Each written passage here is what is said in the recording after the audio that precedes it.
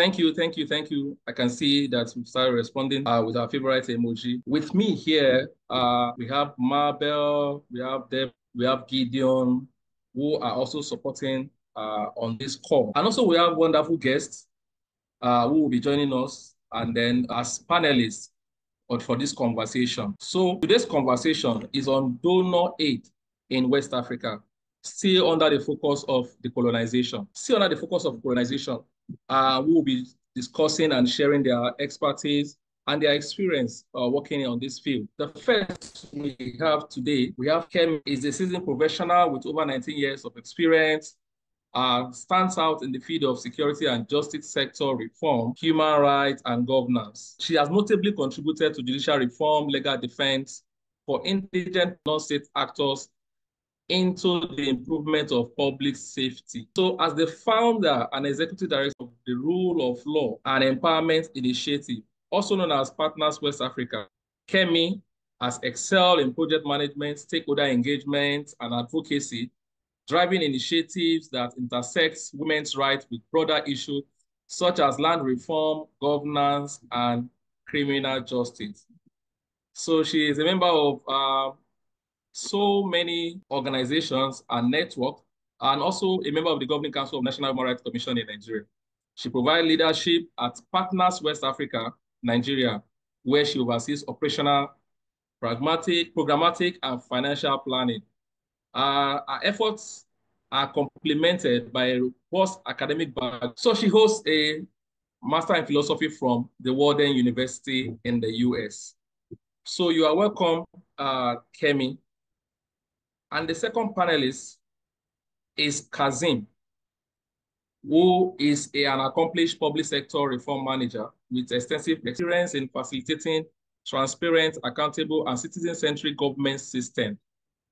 Kazim's research profile revolves around critical areas that aims to transform aid practices, address issues of natural resource governance, combat corruption, foster citizens' engagement, promote beneficial ownership, transparency, and optimize public finance management to achieve improved service delivery outcomes. He has conducted research for UNDP, OCP, Mastercard Foundation, MacArthur, Public and Private Development Center, Transparency Center, amongst others. Welcome, Kazim. So these are the two wonderful guests that will be on the panel and then helping us and guiding us through the conversation on donor aid in West Africa. So like we all know, donor aid is an assistance that is being given by the rich economies to the low-income economies to improve health, promote economic development, governance, alleviate poverty, and all. But the question is, are these assistance or empowerment, are they genuine? So that's a very big question for us, and why we're also having this conversation, so that we to help increase the knowledge of participants on neo-colonialism, especially as it affects donor aid in West Africa. So Kemi, welcome. Kazim, welcome. I would like us to appreciate our panelists in the chat box with a clapping emoji. You can see that they are very experienced and we are really going to learn from them today. So Kazim, thank you so much for those emojis. So Kazim, let me start with, can you hear me? Loud and clear. Okay, thank you so much. Hello, so the first question I would like to ask from you is what is the historical background of donor aid to West Africa? How has it evolved, considering your research background? So thank you so much, Oluwasegun, and thank you so much, everyone. So most of the times I would like to start answering this question with taking us far back to even pre-colonial times, where has been part of the structure of how things are done. from old empires where you have they build in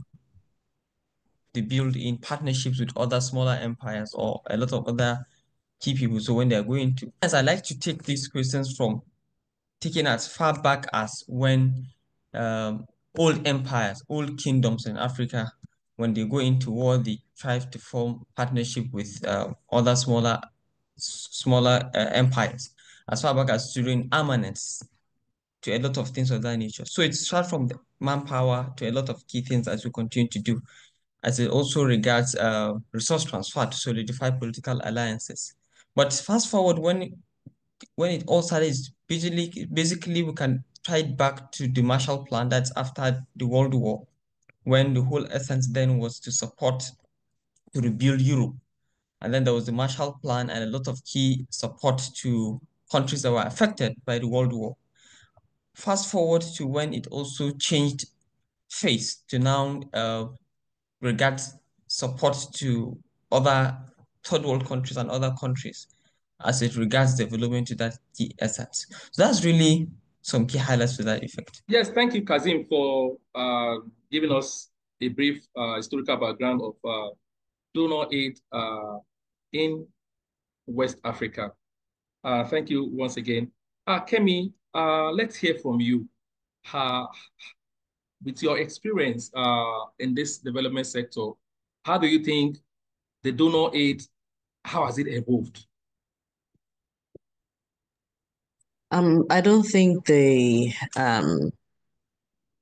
much of a difference with from what Kazim has said. That's how it's evolved. But over time, what we have seen is the fact that we see a spread of it from initial humanitarian into areas of governance, in recent times into areas related to peace building.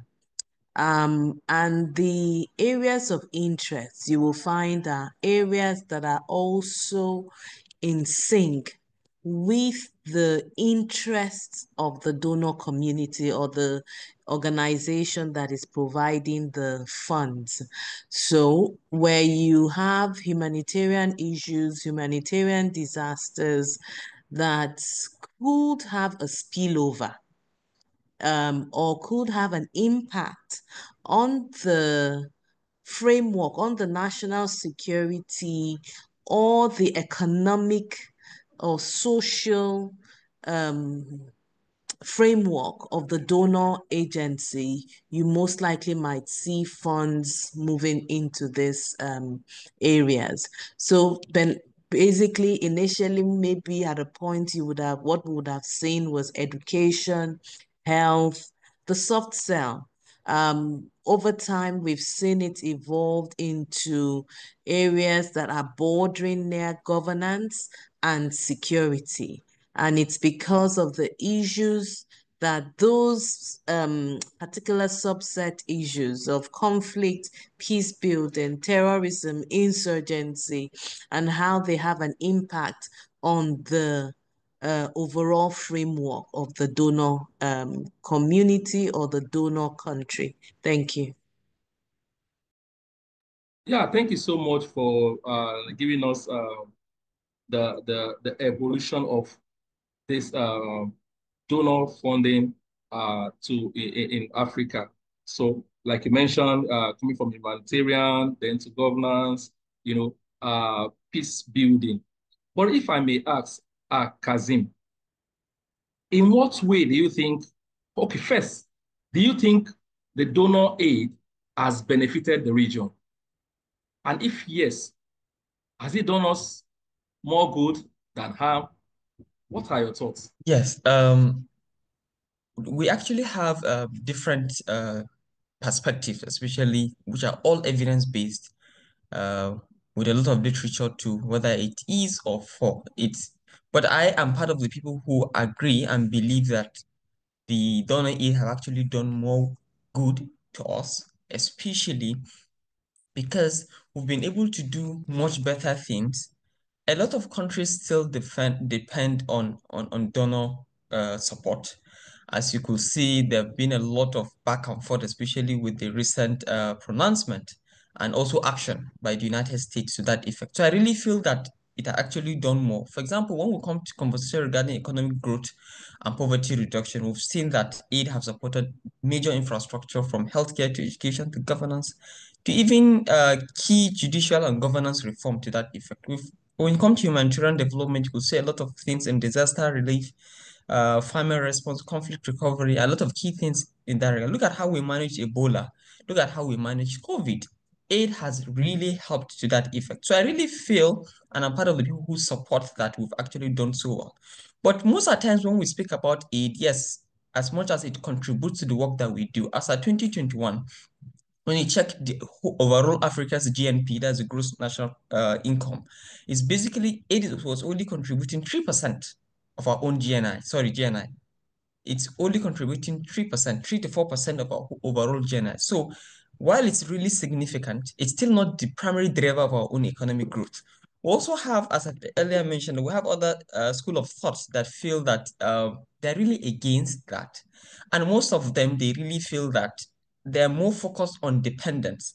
So in their own thinking is, let's just break the dependence and then let people suffer their own understanding. When we suffer to build our own blocks of development, we are going to take it more serious and we're going to impute more, which can be true. Of course, there are a lot of literatures that have supported that effect. But most of them, what they feel that the narrative is that Africa cannot develop without external aid, and a lot of donor-driven interests and conditionalities, corruption, inefficiency, and market distortions, a lot of key things in between. But for me, really, part of the key takeaways is while foreign aid has had some successes, it has also at the same time reinforced dependency and a lot of other things that we feel are not really things we should be proud of as Africa or other third world countries. And for us, the challenge is how do we shift the aid from the tool of external control to a mechanism that further empower our reform effort and our reform commitment as Africans. Therefore, summit. Yeah, thank you. That's brilliant. Thank you so much, Kazim, for that response. You have shared with us how the aid has been very good, especially when it comes to the era of, if you know, go back to the era of Ebola, you know, how these aids have actually supported and, you know, done the region good.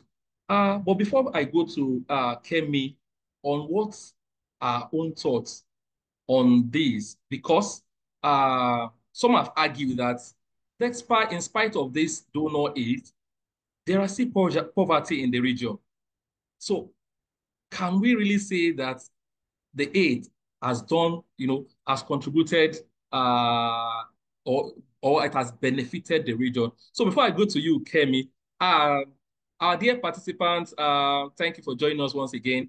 Kindly in the chat box, the attendance has been shared. So kindly fill in your names and details on the chat. So there is a form that has been shared. So kindly share your details, you know, in there. So back to you, Kemi. I would like to hear your thoughts on this. Just to rephrase again, people have argued that in spite of this donor aid, there's still poverty everywhere, especially in the region. So can we really say it has done, you know, it has benefited Africa or West Africa in that sense? Thank you, Shegun. First, I'll say that before I come to your question, one of the advantages for me that I see for donor support is skills, manpower development, and the development of a vibrant civil society bloc within the region, right? The kind of work and the kind of skill set that you find within the civil society bloc, either within the region or West Africans working in INGOs or bilateral organizations, are second to none. So that's an advantage. It's because of the place and the sector where we work that we've been able, a lot of us are able to work across practice and research, merging the two. That we still find lacking broadly in our government and in our public space, right? The kind of research that Kazim has posted, and a lot from other civil society actors, you don't find it readily available in the public space. So when people say donor funding has come and yet poverty is still there, you heard from the research that the donor funding is just 3% of the gross national income. The remaining 97% of the gross national income, how is it being utilized? For as long as the government of the different countries in West Africa do not come at par with what we are trying to model, because that's what we do, we pilot, we show that this approach, this process will yield the kind of results that you're looking for overall. So to scale up, once the scale up commitment and what we tag political will is not there on the part of government, that's not the fault of the donors. That is not the fault of donors for us to say, oh, there's dependency or no dependency. It's a matter of shifting the blame. So I don't think it's the fault of donors. I think we need to come back home and ask ourselves, what is our government doing?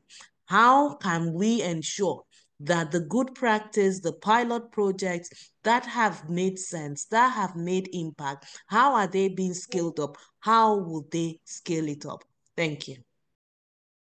Yeah, thank you so much, Kemi. I love that. That's the way you put it. Yes, there is 3% of this 3% of the only they do not aid only account for about 3% of the GNI. So where are the others? Where the other funds, where did they go to? And that boils down to our own people. So the question I would like to ask now, throw back to Kazim, building on what Kemi has said. So where is the conversation of neo-colonialism in donor aid? How does that come in? If in the real sense of it, or just like she has said, only 3% of this, funding, it's or accounts for our GNI. So I would like to hear your thoughts on that. So what we mean by GNI basically is basically just an aggregate value of the incomes that we get from all sectors. So what we mean by that statistics is, in the overall Africa, aid is only contributing 3% of our total income. For example, if my salary is 10,000 naira, what it just means is aid is only contributing 3% of that 10,000 naira. What now means is other things that we do from our businesses, from our trade, so a lot of other key things that we do in Africa are actually developed, are actually being gotten from other sources. Just to show you that as much as we also feel that we depend on aid, on the overall level, on a bigger level, we're not really dependent, so much dependent on aid. That's what that GNI conversation means. And look at it also from this angle. It differs from case by case and also differs from country by country. You have countries whom, especially sub-countries like subnationals, where you are able to see donor aid contributing to almost 20, 30, even 50% of their national budgets at some point, while you have also countries that are very the contribution is very small. But it's just a matter to say that as much as we also feel it's very, very important, it's not really as that significant as we feel it is. It is significant, but we can do without it if we have to, but we should not. Yeah, thank you, Kazim, for that. Kemi, I'm coming back to you. So my question to Kemi now is, how do you think, donor aid perpetuates power imbalance, in the region? If you can share a couple of examples, for instance, over to you, Kemi. Hi, Shegun. I think when you say perpetuates power imbalance, at times if you have not come into yourself, and you do not appreciate your own resources and what you bring to the table, it can seemingly seem as if you are being bullied, or there is some form of imbalance. I say that because, I mean, based on the Paris Principle, it's not supposed to be that projects or interventions are developed unilaterally from the outside and brought in for implementation. And there is the element of conversation and discussion because it must be mutually, it should mutually be of benefit for both parties.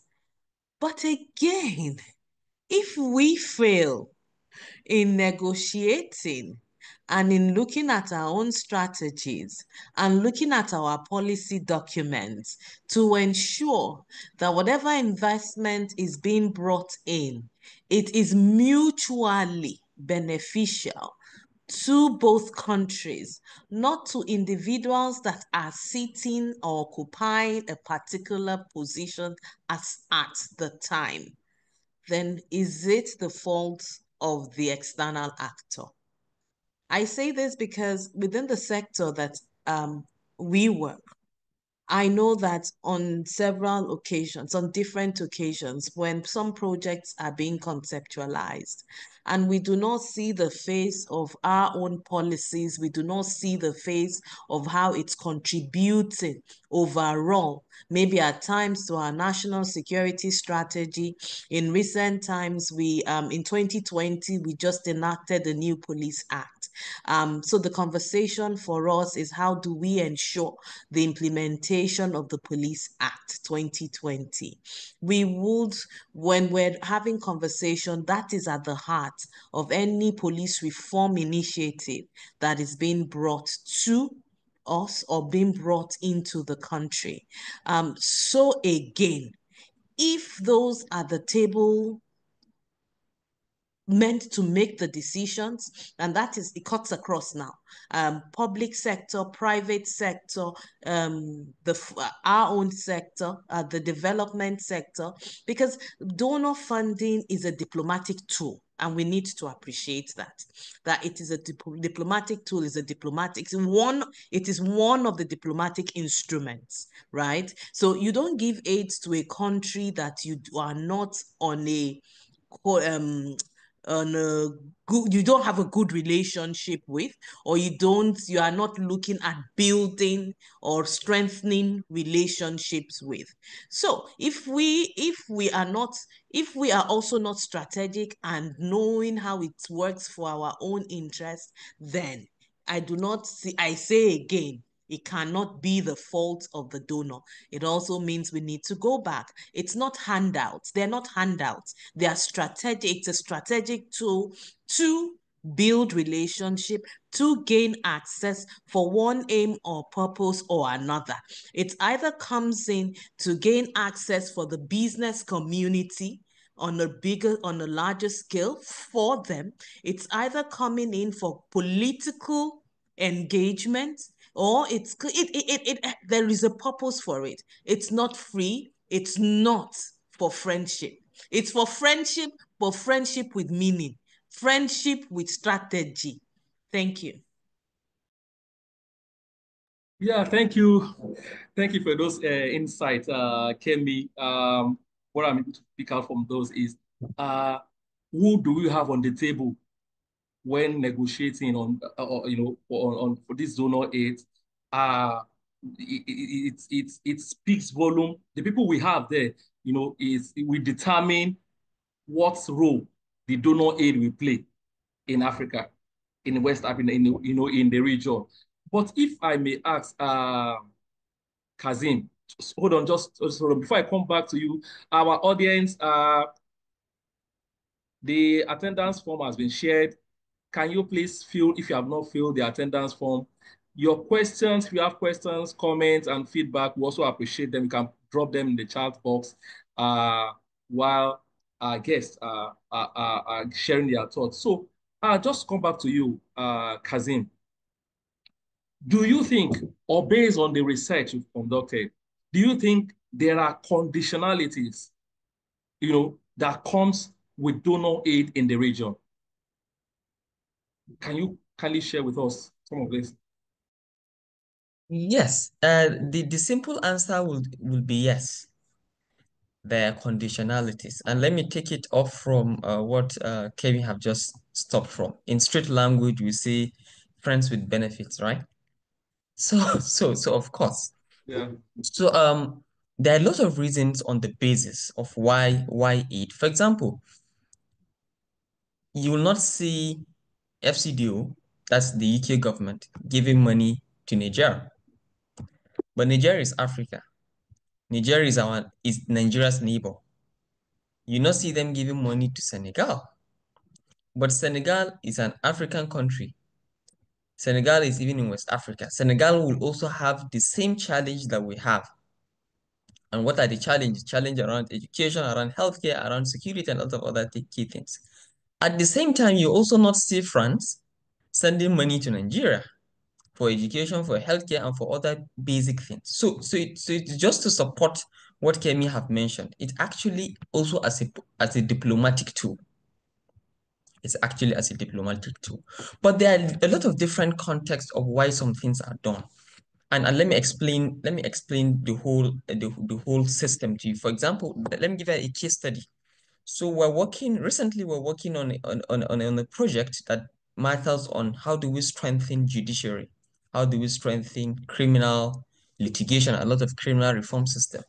And I could remember during the meeting with the donors, the key thing they said, and I so much love their frankness, is we're supporting Nigeria in this context. We're supporting Nigeria to do ABCDFG because we want to avoid Nigerians going to our country and creating problems for us. Simple. So, of course, the key interest for them is theirs. But it's now left for us to now see how do we align our own interests with theirs. And in this instance, also it's simple. They want to support the Nigerian government to improve their criminal reform system so that they're able to ensure that the Nigerian system is able to catch up with a lot of the criminals, which if the Nigerian government cannot apprehend those criminals, they're going to go back to the US and they're going to perpetuate the same crime. It's now left for us as a country, as Africa, to now say, oh, this is their interest and this is our own interest, then how do we align? So at the very large extent is for us as Africa, we're able to strengthen our own system to ensure that we're able to catch that person that has the intention of going to the US and also that person that has the intention of going to Ghana to perpetuate that same crime. And even the person who will want to remain in his country but continue to do a lot of those bad deals and vices. That is part of it. We have to ensure that how does it align to that. But at the same time, we've also seen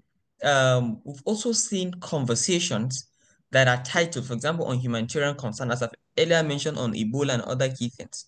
But it's also similar in this extent to say, oh, you're only supporting the people you love. Yes, now they don't have any, there's no strings attached. But at the same time, you're only supporting the person you like. You will not go and support the person you don't like, which is typical to human nature and how a lot of things are being done. We also have a lot of we've also seen a lot of inroads regarding commercial and economic interest, where of course some of the aid are tied to trade agreements where it's a win-win scenario in some instances, or whatever, as I also mentioned in the first instance, where someone is benefiting at a higher level, but someone is benefiting at a lower level, but at least that's what that person needs at that very key point. So really conditionalities are attached based on a lot of the scenario, a lot of also instances and experiences we've garnered across the years. Is there's just no way someone will just feel that, oh, I don't even like you and I'm giving you money. No, there's always something on the box. All that matters is how are we able to align our interests.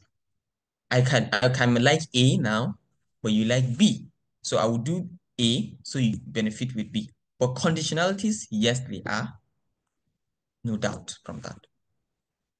Okay, thank you, Kazim. Kemi, I'm coming back to you with the next question.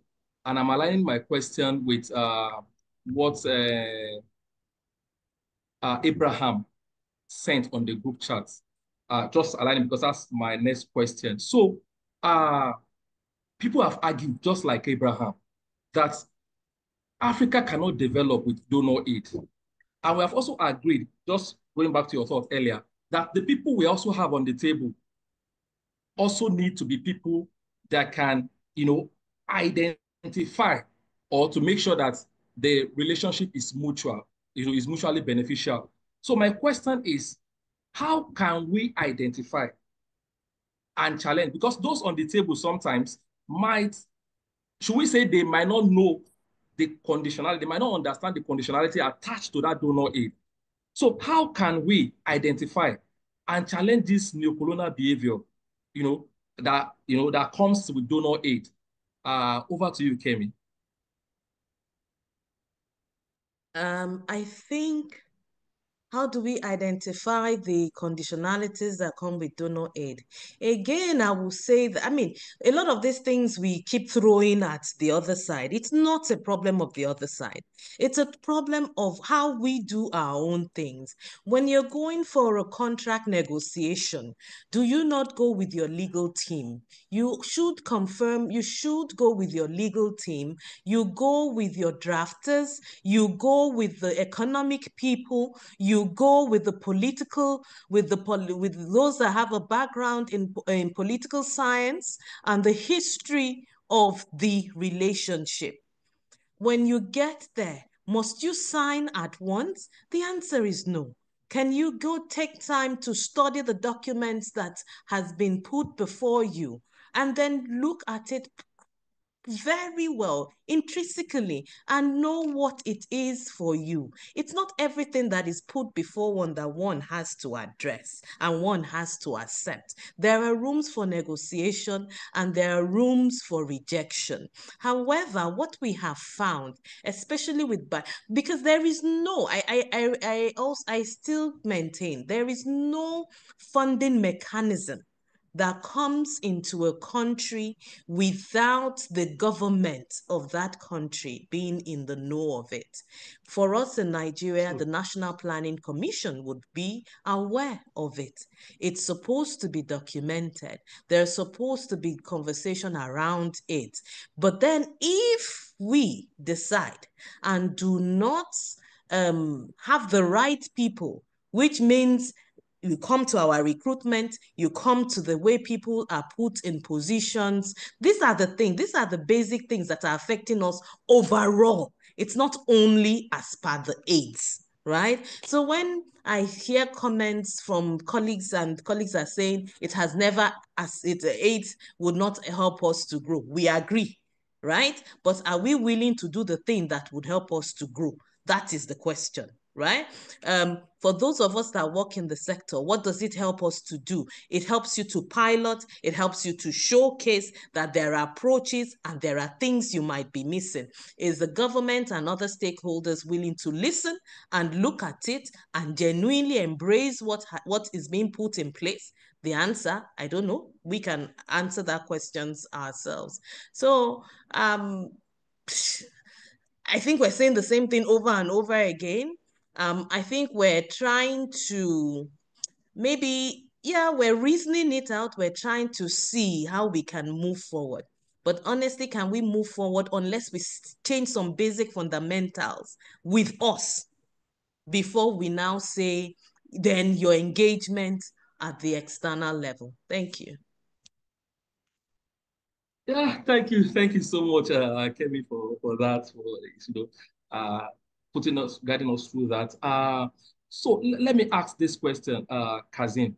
Yes, the issue, like she pointed out, still lies with us in accepting the conditionalities in the donor aid. But as CSOs or development partners, she mentioned something again. As you are going to this negotiation table, you should have your lawyer, you should have people that have understanding. So let me ask this. So for development partners, CSOs, when they are negotiating donor aid or donor funding, what are the challenges that you think CSOs face? Even if they identify these conditionalities, what do you think is a barrier that will not want, such people on that table to challenge that colonial ideology? You get the question, right? Thank you. Yes. let me start from here that at times we don't have the guts because we kind of feel that our livelihood is around that key thing. That is one. But let me be softer. At times also because we also feel that we're that's better. At least that's a better offer. It could be worst. And also because we lack agency. And let me explain this, especially as civil society organizations or development partners working here at the Global South. The key challenge I would feel this if I come to the negotiation table and I'm not able to agree with them because I feel some of the terms or some of the description of work are not going to be, they're not in alignment with localization or some of the priorities. At the same time, I'm afraid that they are going to take that money and then they'll just go back to Oluwasegun. They'll just give Oluwasegun the money. Yes, And then yes, Oluwasegun will not yes. reject the Will money not because of reject it. that. Yes, yes. Yeah. Then Yes. I'll feel like, then what am I even doing? So if I was not collecting the money because I do not want to create harm, now someone is going to collect the money and is going to create the same harm. Yeah. Then it is even better that I collect the money, but then I manage in a way. So these are some of the challenges that we actually face, and these are key things. And at times, you see, most of us are actually Western trained, trained in Cambridge. Even if you do not travel there, most of our curriculums are usually Western trained. So at times, even from the way we look at things, it actually matters. From our development class, I recently graduated with a master's in development studies, and part of the curriculum is regarding democracy and a lot of key things of that nature. And I remember one of the candidates in the class asked a question, a very simple question, but very significant. He said, why are we being taught democracy is good? Why are we not being taught different models of government? And then as candidates, we now choose what is in direct alignment with that. So most of the things we do are actually a caricature of what is happening there. But I want to borrow a typology that I actually read from one of the WACSI's publication. And it's actually from Elbas and Arth from one of their publication in 2011, which they mentioned some 4 strategic responses to negative conditions imposed by donors, by CSOs. And the CSOs in study then, I think they were actually in West Africa, no, not in West Africa, I think in East Africa. And then they mentioned 4 strategies. The first strategy is they mentioned, the one is avoidance, and that's something I've touched earlier, is if you feel you don't want to take it, you avoid it. You avoid avoiding exposure to donor conditions. And some of the tactics you could use is you either select the projects or the conditions or the contracts that you feel are in more alignment with the things and the values that you believe in, or you reject them completely.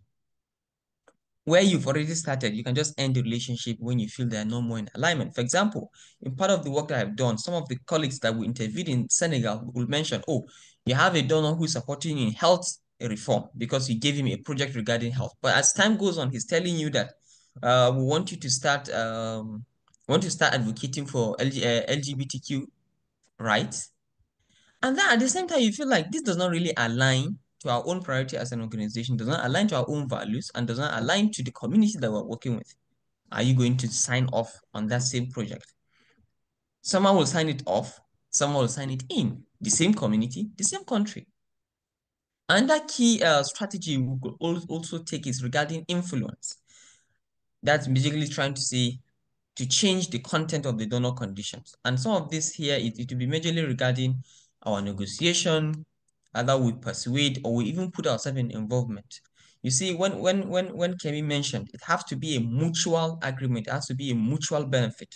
It has to be a symbiotic relationship. It should not be one-sided. And we also have to be able to convince with arguments. And I want to give this, I know a lot of non-profits have started doing this.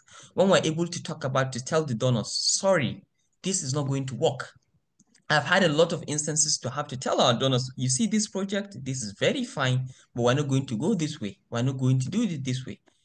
And we have to keep doing that. We have to keep talking. Unless we talk about it, we're not going to make any significant progress. However, we're pleased to see that some level of progress have been made, but still more needs to be done. Some of the donors have started localization agenda. Some of them have already achieved 10%, some of them 20%, some of them even 30% localization. But how local is localization? It's something we could actually talk about at another time. There's also a conversation of the strategy where we want to just be more on the defensive. And here we're trying to limit the impact of the unavoidable donor conditions. We're putting protective shield, we're conversation regarding compensation, where we're trying to see, oh, if they can't cover this, what can we cover here? Well, if they want to do this, what do we change in that aspect? There's also a description where we're trying to pretend that we comply with donor conditions. And this is something I know. If we have non-profits in the room, we all know this one very well. Most of us are actually pretending. We just pretend. The donor will say A, then you say, yes, no problem, sir, we'll do A. But deep inside, we know that we're not really doing what they say, but we're trying to adapt to the best and trying to ensure that what we're doing are actually right. That's really some of the strategies that as offered, as I've earlier mentioned by Albert and Art, and I feel is one of the very, very comprehensive study I've actually read on how best civil society organizations can respond to negative conditions by donors. And I could also see from I've also captured that from my own research. I adapted the typology, my own research, which could actually read further on that effect. So that's really some of the responses I feel, some of the things we can actually do. Some of them we've already we're doing, but things that we can actually adopt and learn from. But we have to either avoid or influence or defend or just continue lying, for lack of a better word. Thank you so much, Kazim. That one got me. It's either we are pretending, and that's the truth. You're not far away from the truth. Thank you so much for those insights. So, looking at the dynamics, following the questions and engagement on the chat, I also love that. I love people, saying their minds and contributing to the discourse. Yes, we disagree to agree. So the question I want to ask him, I don't know if you see here, is with these conversations that we're having, yes, part of the objective of this conversation is to, is to increase our knowledge, you know, on this discourse, subject matter, to see again how we can, bring contributions to seeing how we can decolonize aid, you know, from that angle. So the question I want to ask her, if I don't know if she's here, Kemi, are you here? Okay, the question I would like to ask, maybe I should come back to you, Kazim, is from this pretense and all that we have mentioned, do you think Africa or West Africa is ready to decolonize the aid sector? Because amongst us, we have the pretense, we have those that are pretending, we have those that genuinely can stand up to, to the donor and say, no, this cannot work. No, me, I don't want this. Do you think we are ready to decolonize, the aid sector? And what do you think are factors contribute to this, if not? Thank you.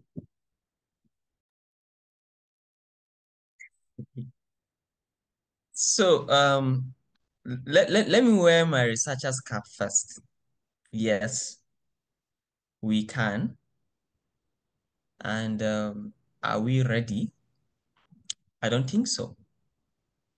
But do we agree that we should? Yes.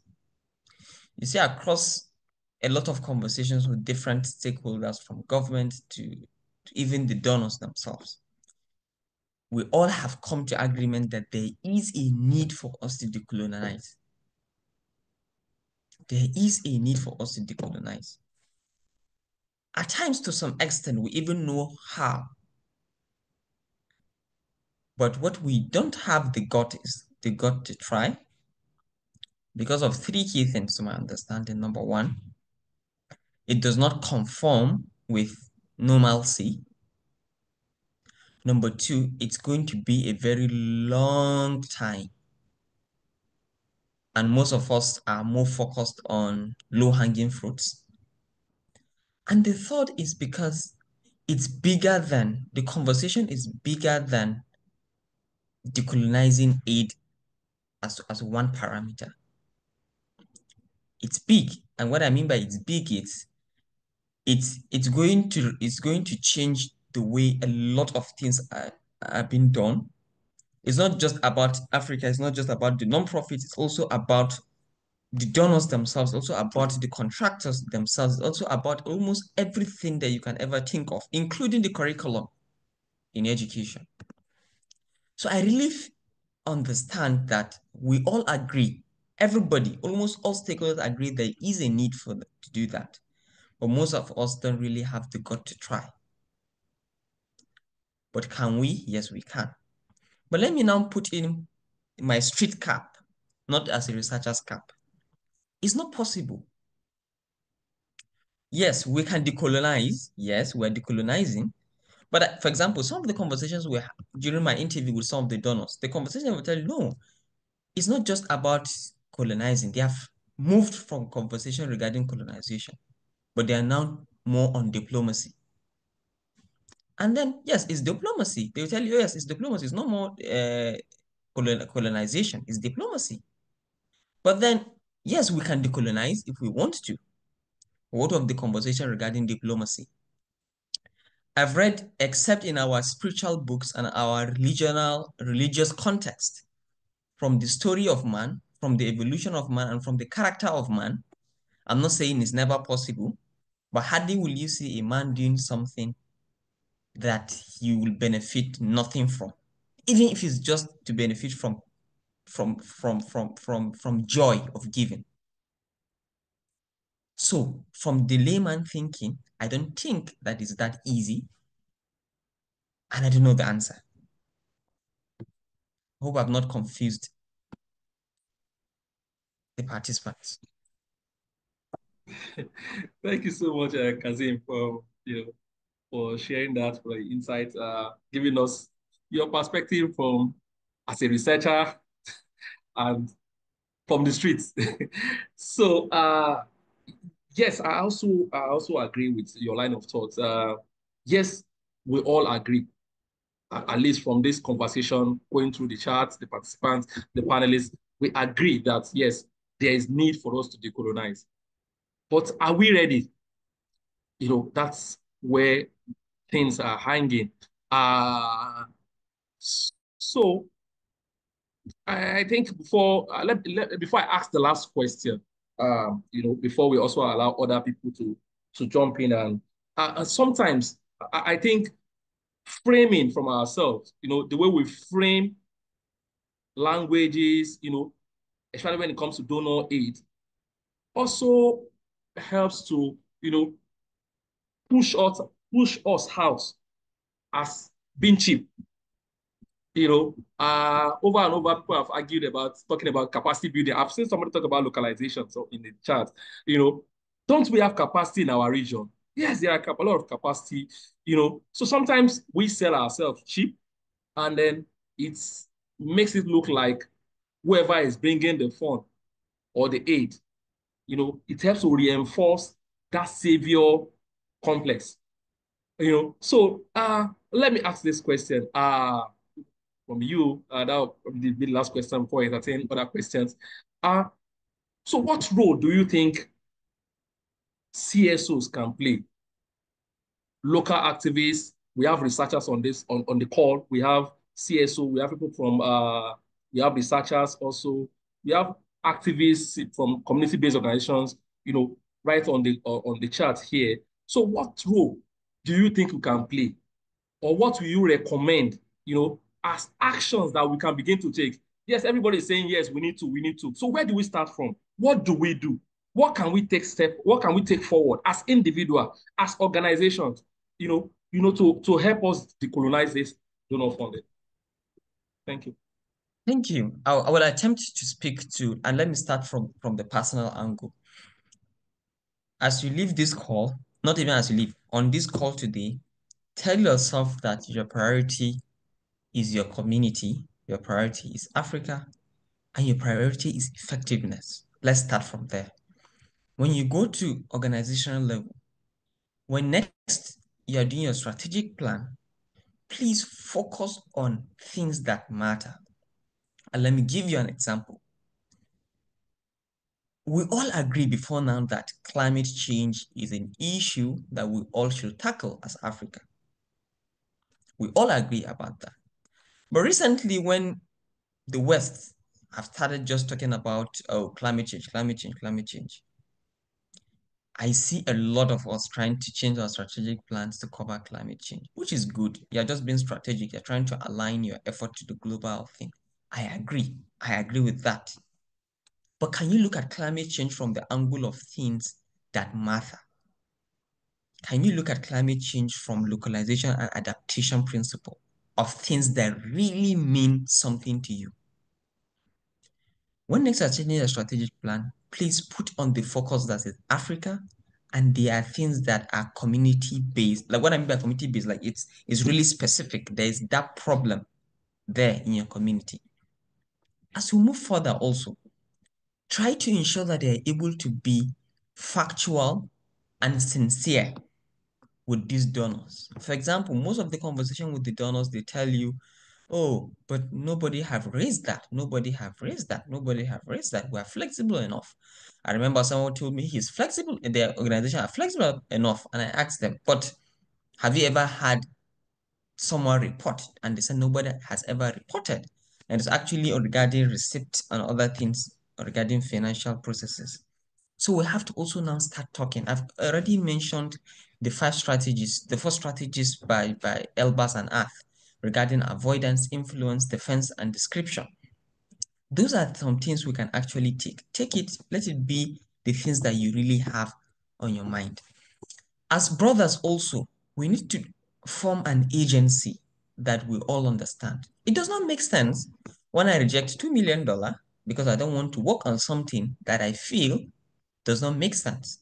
And then next door, I have another office who will collect the same money and then they'll be rubbing it in your face. We all know how these things happen. So we have to really form that agency. We have to understand where we're going to. But let me tell you something very fundamental. And I want to thank WACSI very much for spearheading that conversation. And it's part of the reason why I'm just waiting for the whole of this US thing to die down before I write an article on that. You see, donor aid is not a right.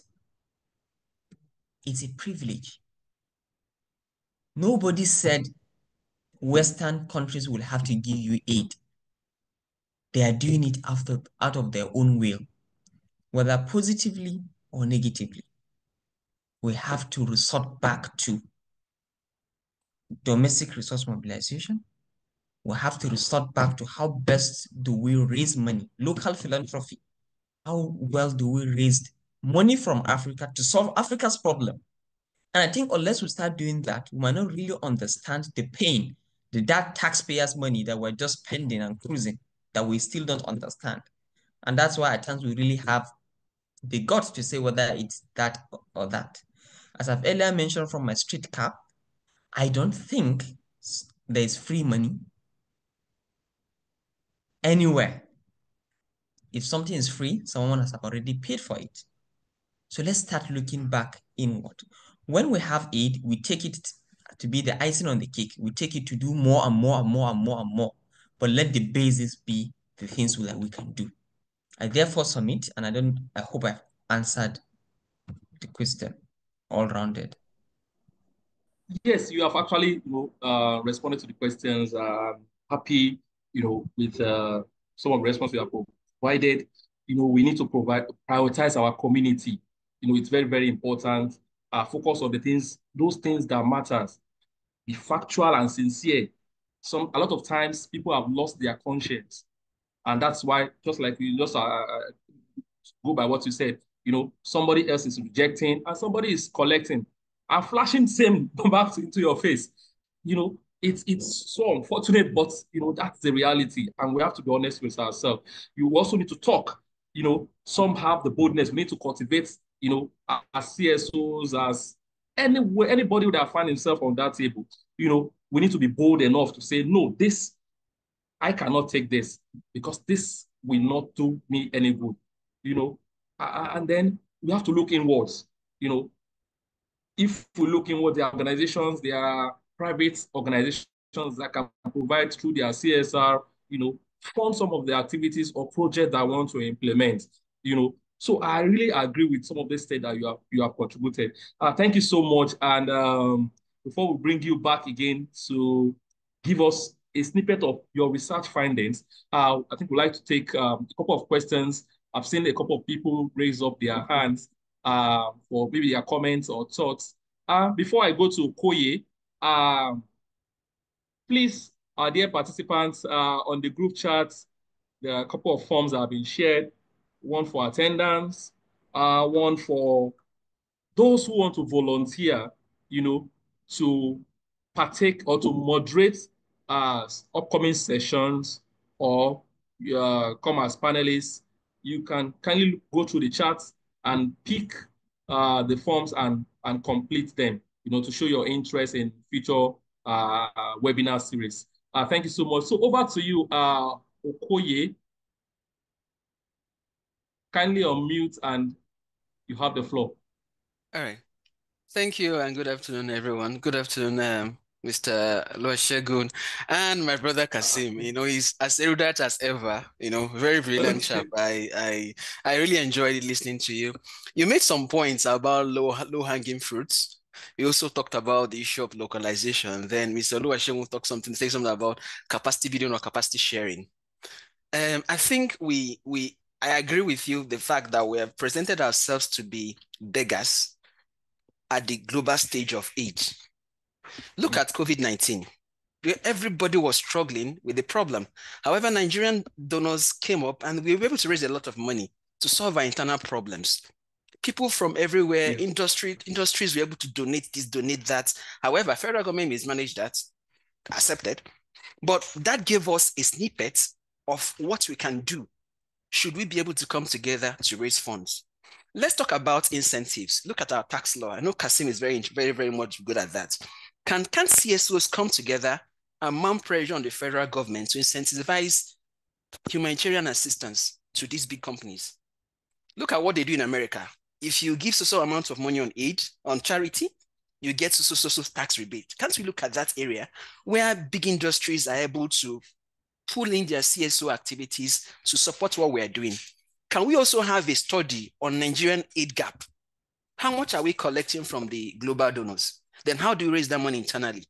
This research can also help us to know what do we need and what are we getting. I was able to support the UN research on the gap in the Northeast some years back. And the fact was, let's try to use media to project our needs to be able to get more money from the donors. But the point is, are we trying to collect? Why don't we have it from ourselves? I like that word to say that we present ourselves as beggars, as though we are poor.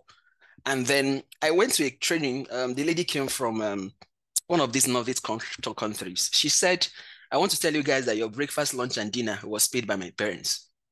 We laughed. She said, how? We asked how.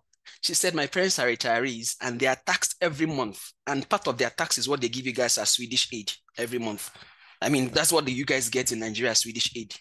These are people taxing their people to help us. So why don't we also find a way that CSOs raise awareness and mount pressure on government to be able to make it possible for us to have a particular share of our tax going to a humanitarian aid fund that local organizations can access and do work? We tax and give the federal government. Why don't we have a humanitarian aid fund of the federal government that local agencies can apply for funds and use it and account for that? I think that point is actually something we're going to look at. How do we mobilize funds internally?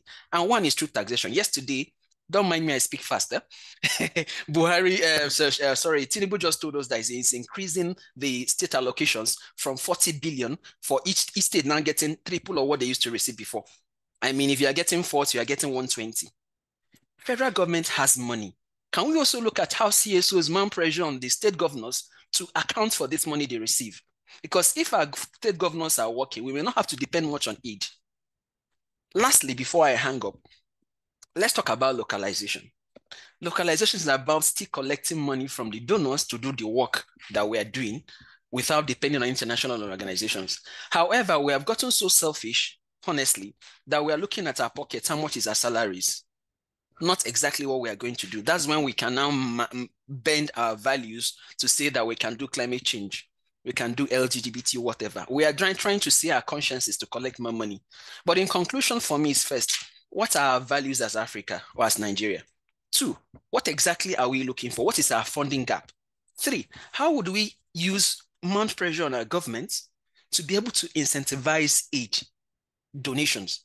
And then how do we have a pool fund where donors organization can apply for aid and pull out that money and be able to do the work and account for that? And lastly, if you don't deal with corruption in the NGO sector, we're wasting our time, because bulk of the money that comes from the donors are dastardly abused by some of us in the aid sector. And this also comes back to haunt us at the end of the day. Thank you very much, and I have to hang up here. Yeah, thank you so much. Thank you so much, Okoye. That was a lot of very brilliant feedback there. We need to look inward. Corruption is very that's eating deep into the system. Because of our time, let me quickly go over to Brenda, then Busayo. Brenda, over to you. Thank you so much. Hello, everyone. My name is Brenda, and this is just a contribution from what you have spoken about. There is a lady who had talked about the provision of legal services whenever we are having this discussions. Now, first of all, I want us to understand that lawyers can only advise, and the decision is upon the person who is making the decision. And a lot of times, the people who are representing us in these rooms do not understand the conversations that are happening. And I think we see this best with our presidents, and you could tell them in whatever contracts it is that we are getting into, whether as a country, as a CSO, or as a region, they know that what is being presented in front of them is wrong. But because you're coming in and trying to show them this egoistic mentality that they feel that you may know more, that you may want to take over and whatnot, they end up making wrong decisions to spite you. And so we end up having situations now as a country where you have an egg on your face. Now, unfortunately, again, because they're unwilling to go back and change the situation, we now end up having conversations like this. And a very good example is the AES countries that we are seeing. And the reason Burkina Faso is receiving a lot of hate is not because he's actually making the change, but it's because he's showing the rest of the continent that we can actually do this without this aid that we're talking about. And so it brings us back into this conversations again of decolonizing and whatever. But at the end of the day, the conversations don't start in rooms like this, the ones we're having now. They start outside these rooms. They start at homes. They start in schools and whatnot. Because even if we find a way of decolonizing aid and finding a difference and whatnot, it's still going to impact the normal man in the society at hand. And I had written about this when we're looking at NGO contracts, particularly with regards to health and agriculture. Yes, they're talking about we want to do this, we want to bring GMO and whatnot, and we will only give you money if you accept GMO. But on the flip side, do we also understand agriculture? Do we understand farming? Do we understand animal husbandry? Do we understand exactly why we don't want GMOs? Do we also understand why we need to preserve our own indigenous seeds and whatnot? And so the main reason that this conversation still continue to go on is because, one, we do not know how to negotiate. We do not know what we are negotiating about. And 3, which is the most important, we do not have the support from our own to make these decisions because we are more scared about looking like we're making the difference than actually making the difference. As to cultural diplomacy, as I finish with Nigerians in the room, I think, I don't know how else to tell you this, but we are really looking at you to make this difference because you have Nollywood. But are you willing to work with psychologists and psychiatrists to make Africans start believing in themselves? Because what you have done, the cultural diplomacy that you are giving to the rest of the continent, is that Nigeria is a hard place to live in, men are not good enough, women always have to suffer. But if you start changing that slowly by slowly, then the continent starts believing in themselves. And so this conversation is now moving into, I can do this, you don't have to tell me what I have to do, and then we'll see the difference. I'll stop there. Thank you. Oh, thank you. Thank you so much, Brenda, for those points. Yes, not just Nigeria, we're all in this together, and we need to find a solution together. We also need to take action, together. So let me quickly go to Busayo because of our time. I'd like to hear your thoughts. Can you do that in 1 minute so that Kazim can quickly run us through this presentation? Busayo, are you there? Yes, I'm there. Okay, okay. Welcome. Thank you so much. Over to you. I want to appreciate us for this wonderful and laudable program. And then what I just want to bring out, I want to thank the two speakers that have spoken before me. I just want to chip in that to me, we are not ready. And it starts from our political class. In Africa, we don't even have giving culture. Our people, our politicians will collect even US aid, they will collect UK aid, they will pocket a large percentage of it and not even spend for the people. Are these people that are pocketing other people's aid will give it? And then come to us, down to us too, the masses. I want to give an example of my own case. There was a time I wanted to celebrate my birthday, and I told my friend, I don't want you to give me gifts. I don't want you to bring food or anything, but just contribute 5,000 and let me do cervical screening for a woman. Each person contribute 5,000. And they were telling me, what kind of human being are you? Are you a white person that you are talking like this? We said you should celebrate birthday and all of us will come and dance and wine and do that, and you are talking of cervical screening for people. The only two people that contributed to that mission was two white women that were my friends in US. So what are we talking about? Then the shift in power. The donors are up there. The funders, the grantees are down there. There has to be shift in power before you can tell donors that this thing you are asking is what I can't do this. I can't take this. Then some of us civil society, they will rely on this work as our means of livelihood, which should not be.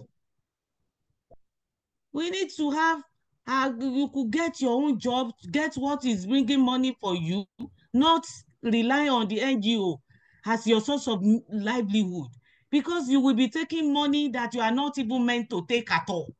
You will just put yourself in series of bondages and you will have no way of coming out.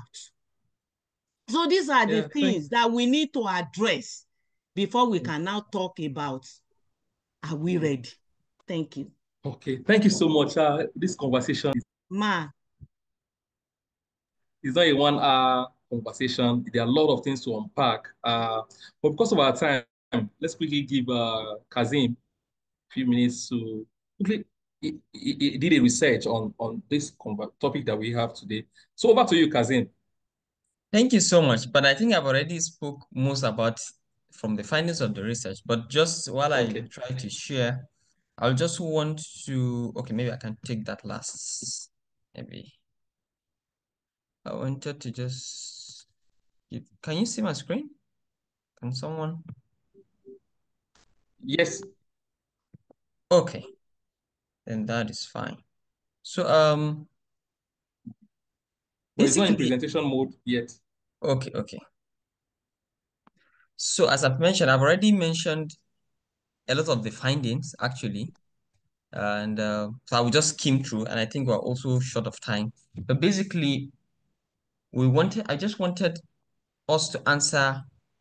The presentation is aimed at answering this question of how do we decolonize aid from the non-profits in Africa from the perspectives and role of policymakers. And you could also see typically from the conversation we kept having today, most of the conversation we kept having is between the donors and the non-profits. And then we removed the policymakers, the government themselves in the conversation, if you've noticed. So that's really why the research in the first place. And it's actually because a lot of literatures focused on what we just did typically now. And so we felt we could do now to just understand from the perspectives of policymakers who have a very important role to play in the whole of this conversation. So basically, as we know, aid has historically been a tool of control, linking former colonial powers to Africa's economic and political structures. And especially because a lot of us non-profits depend on international donors, which further reinforces Western influence over our development priorities. We're only doing democracy because the West, whether FCDO, USID, European Union, whatever, we're only doing democracy because they are funding democracy. When China starts putting money, I'm sure we'll have other people who are now going to start saying, let's do communism as it goes. So historically, of course, aid has been positioned as a tool for socio-economic support, but further carries political and economic influences from donor countries, as we've earlier mentioned in this. So the study wanted to investigate aid conditionalities and their impact, especially what specific conditions are attached to aid given to non-profits, and how do these conditions affect our programming, our priorities, and decision-making. We further investigated what are the key roles of policymakers in West Africa as it engage with aid, and how do they balance donor interest with national sovereignty? And of course, to further discuss about strategies, that's the recommendation on how best we can empower local communities and how aid partnerships can be more equitable and locally driven, and best ways for us to mitigate the perpetuation of neocolonial power dynamics in our aid structures. And the research methodology was a mixed method of both visually qualitative interviews, document analysis, and diplomatic proceedings review. And we taking the case studies from Nigeria, Senegal, and Guinea-Bissau. Nigeria, because it's Anglophone, wanted to understand what is it with the British, wanted to understand what is it with the French, wanted to understand what is it with the Portuguese. And part of the key reason is it helps us to identify common trends, challenges, and solutions, and further understand broad policy perspectives across the different countries because of the different contexts that matters in those countries. And further, how best were we able to strengthen comparative insight? What good things are happening from the Anglophone that we feel the Francophone can learn and adapt from? And what do we see from Lusophone that we feel the Anglophone can learn from? Those were part of the key essence. So that's why we took a sample. And of course, most of Africa was actually West Africa and even Africa in entirety. These were actually the major colonial muscles that we had. So of course, in the concept of aid and assistance is not new, as I've mentioned during my first submission. It dates back to ancient civilizations where powerful kingdoms support allies through trade credits to strengthen economic ties, war armaments and manpower for military campaigns, and resource transfers to solidify political alliances. But recently, especially post-World War II, we've seen it to have changed face to now conversing regarding geopolitical alliances to economic and social development efforts. And we have a lot of structures which have came after the mid-20th century from bilateral aid organizations, normal, the USAID and co, from the multilateral organizations, World Bank and co, and other humanitarian development assistance aimed at alleviating a lot of this poverty and fostering stability that we have.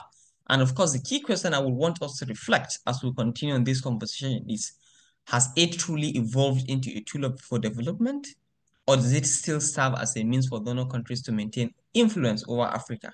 Since from the first instance, from the origination of aid, from as far back as literature have started, it was never because someone likes your face and then it's giving you money. It's usually because there's a reason.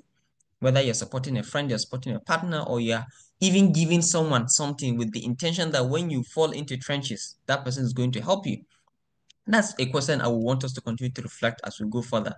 And of course, the aid have evolved over time. Earlier on, it used to be the colonial masters, as we've earlier mentioned. But recently, we've seen new players like China, Russia, and other emerging economies like Saudi Arabia, Qatar, Sweden, and a lot of other organizations that we see these days. Because they have money, they are now able to they are now playing a big role in the conversations that we have. This shift, of course, have led to the whole complex, to make the geopolitical landscape more complex, where Africans have to navigate the multiple aid relationships with competing interests. What European Union will want is different from what FCDO will want, will be different from what USAID will want. Too many distractions, even on the same issue. And of course, it's persistent. The persistent colonial legacy in aid continues, despite the promise for development assistance. It still shapes, historical legacy of colonialism still shapes our modern relationship between African states and their non-profits. And that's why most of us still feel that you cannot tell your AO that this thing is not going to work, because you feel like he's more knowledgeable than you. You feel like he has more knowledge on development than yourself. And that's why you just feel that they're still the superiors. The person that gave the money dictates. I can't remember the adage again. So, of course, we continue to further understood that many aid agreements continue to reflect donor priorities, limiting Africa's ability to chart an independent development path. And because most of this, you check and you see it's majorly the person giving the money offering the conditions. And at the end, the person at the other end, most of us were just saying yes, yes, yes, yes, yes, yes, yes. And most of us are aware a lot of the contracts that are being given either to us or our government are not painstakingly reviewed, are not contextualized. And most of the time, because you feel someone is doing you a favor, we're just quickly willing to sign. So a key question I would want us to continue to reflect here is how can we shift from an externally controlled aid system to one that prioritizes local ownership and sustainability? I think these are something that we've already started conversing on, and we've even made progress to that effect. These are some things I've already discussed about on majorly some of the motivations that we understood on why countries give aid. Of course, for geopolitical interest as diplomatic tool, as Kemi have rightly mentioned, for humanitarian concerns, and for commercial and economic interest. And you could see on the third one, it has been there, but I think that's also what Mr. Trump is trying to focus more and more and more on, which is aid is to be tied to trade agreements to ensure that it's even benefiting the donor economies themselves. While it's still not easy, and that's why even, for example, most of the donors that you work with, they still ask you can't buy computer, you can't buy a lot of infrastructure, they have to be from their own country. So you can see it's not really that direct as it ought to be, but does it even ought to be? We've also had a lot of key literatures of for or against arguments in favor of foreign aid. Some people have already mentioned that it supports in economic growth, humanitarian impact, democracy, and a lot of key things to that effect. And this is the statistics that I've earlier mentioned, that we only have 3% contribution. Aid account for only 3% of African GNI, suggesting that while it's still significant, it's not primarily the driver of our own economic growth. That's to tell you that without it, we're going to survive. Even if we're not going, we're going to survive. We're going to do it.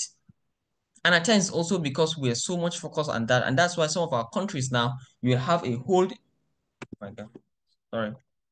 you have a whole health budget, that a whole section of it, your country will say this one is for donor to support or for donor to fund, because we've started delegating a key responsibility of the government to those donor partners. And we also have a lot of literature who are against it. And of course, part of the thing they say is perpetuating dependency and weakening sovereignty, donor-driven interests and conditionalities, corruption, inefficiency, and market distortions. But all of these things are true. I am part of people who believe both the people who are for and against have a reasonable fact for them to make all of these conversations. But let's look at it from this angle. While foreign aid has had some successes, as for the people who are for, it has also reinforced dependency as for the people who are against. The challenge, therefore, for all of us in this call and for all of us in Africa, the challenge is for us to shift aid from a tool of external control to a mechanism for empowering Africa-led development. What are our priorities? How do we want it? What are our approaches, and how best do we intend to continue to that effect? And these are things I've already discussed, and I'll just skip them through just to go further and that. So we also have, since we've established their conditionalities, it actually have a lot of impact on us as non-profits and the government themselves. For government, they will tell you, sorry, I'm trying to move this. For government, they will tell you that at times they accept the conditionalities because they don't have someone who's going to do it. They accept the conditionalities because they feel they can do something about it or feel they don't have a better alternative to that effect. So for government, they often accept the conditional aid, even though they know that it compromises some level of sovereignty and some level of their independence because they don't have an alternative. For non-profits, it's majorly conversing regarding access to funding. We all know because we want to align our programs to our donor priorities. But in the long-term effect, independence is rather than economic growth, economic empowerment. So because you want to access funding, that's why we keep changing the goalposts. We keep changing the goalposts. We keep changing the goalposts. At the very end, you're just more dependent, but you're not really solving the key challenge that we're supposed to solve. And of course, part of the key takeaway is while aid is rarely neutral, and I think I spoke over this over and over again, especially during the call, aid is never neutral, but let's say is rarely neutral. But understanding the motivations behind the aid flows is essential to decolonizing its impact. Unless you understand why, what exactly are they trying to achieve, it will be very hard for us to be able to tie up and understand where do we stand to gain. And of course, some of the key statistics here is as of 2021, Africa received 58.4 billion in aid, which is accounting for 33.6% of overall global aid, part of the database that One Africa.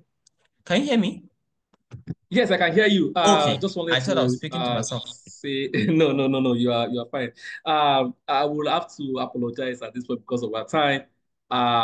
You have the link. We have the link already posted on the group chat. Perfect. So people can read more and then we can continue the conversation. Like I said earlier, it's not something we can exhaust today. You can't. There are a lot of things to unpack, and so just to summarize all we talked about today, we've all agreed that there are conditionalities, do not eat. And we've also agreed that inwards we need to look at ourselves more because we are the ones that need to.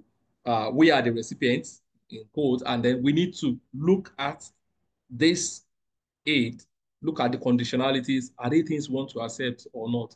They also need to look inward and see how we can, look for alternative source of funding, that we can generate locally. We also need to understand or identify with our values. We need to be sincere with ourselves. We need to speak out when we need to. So thank you so much, everyone. It's we don't want to keep us beyond the time that was agreed on. Please, can we go to the chat again for those of us that want to volunteer for upcoming sessions, either as moderator, either as panelist? You are free to kindly fill the form. So the form has been shared on the link. Kindly go there, complete it, and then we also like to hear your feedback. It just take a minute to fill. So we leave the call open for like a minute for us to kindly fill the feedback form. We want to hear your feedback. We want to take, what are your thoughts as regards this conversation that we've had today, and then also recommendation for coming sessions or future sessions. So thank you so much, Kazim. Thank you so much to all our guests, attendees. You've been here for the past 1.5 hours. And then we also appreciate you for your the feedbacks, contributions. I was following the chat and seeing, how we were been making our inputs, critiquing, and also, providing recommendations. So it will be very important that as we go back, we look at ourselves. What can we do in our space? What can I do as a person? Yes, we mentioned policymakers, but in our own, little space, there are things we can do. Somebody have also talked about collaboration, maybe work, across the continent, in West Africa, come together and see what we can come up with as an advocacy or to sensitize people more so that they identify or understand that neocolonialism still exists, especially in donor aid for not profit. So thank you so much once again. Thank you to Nancy, Regina, all those who have also been supporting, providing technical support through WACSI, Peace Direct, and RINGO. So kindly fill the evaluation form and also the volunteer form, to volunteer as a moderator or as a panelist. Thank you so much to fill in. Thank you so much.